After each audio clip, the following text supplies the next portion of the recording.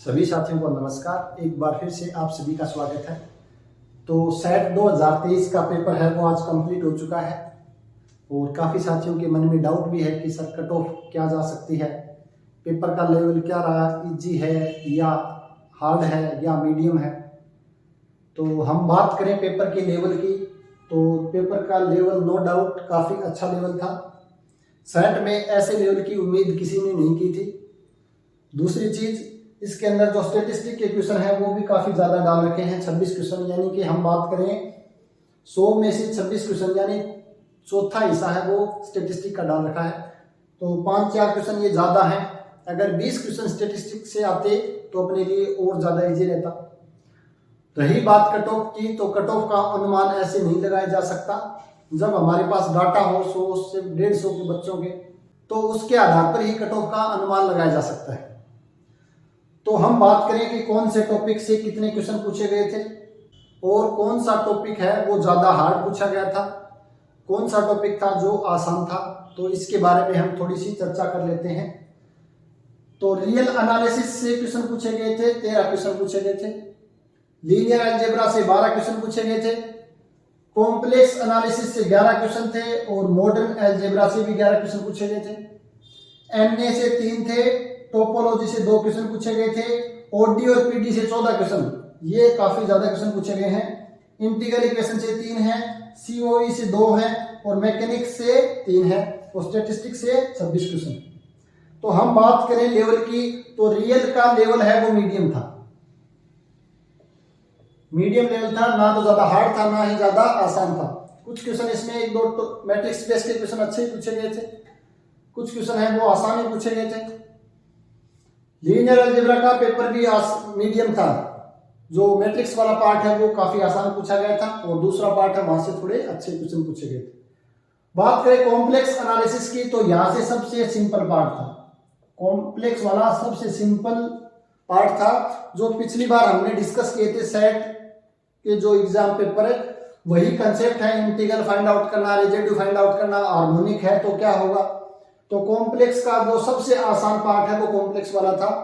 इसमें से 11 क्वेश्चन पूछे गए थे, आप 10 क्वेश्चन है वो आराम से अटेम्प्ट कर सकते थे। बात करें मॉडर्न अलजेब्रा की, तो यहां से जो लेवल है क्वेश्चंस का वो काफी अच्छा लेवल था।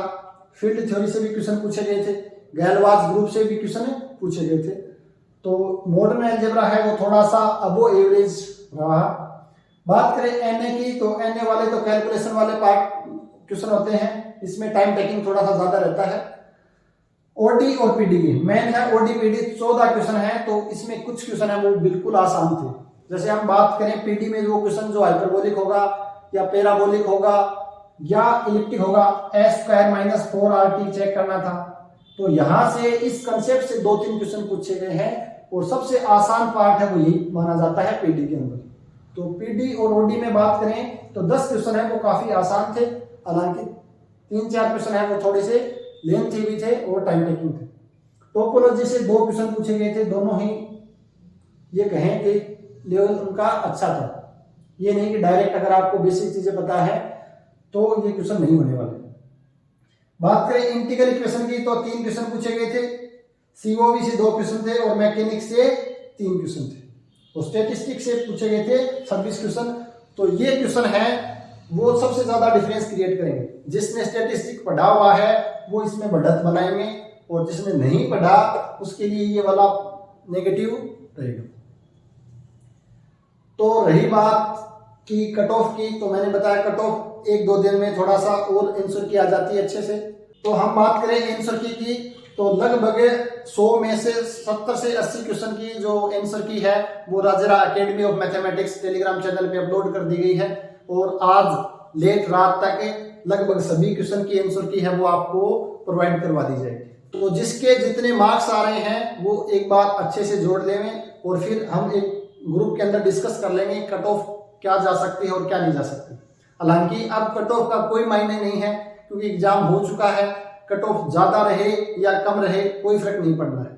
तो अब ज्यादा बेहतर यही रहेगा कि जिसकी नेट अभी क्वालिफाई नहीं है तो वो नेट की तैयारी शुरू कर देंगे और जिसकी नेट क्वालिफाई हो चुकी है वो असिस्टेंट प्रोफेसर की तैयारी में लग जाएं और जिसकी नेट क्वालिफाई भी नहीं हुई है और उसका नेट में इंटरेस्टेड भी नहीं है, तो फर्स्ट ग्रेड की तैयारी में जुट जाए, क्योंकि अब कट ऑफ के चक्कर में ज़्यादा समय खराब करना अपने लिए अच्छा नहीं है।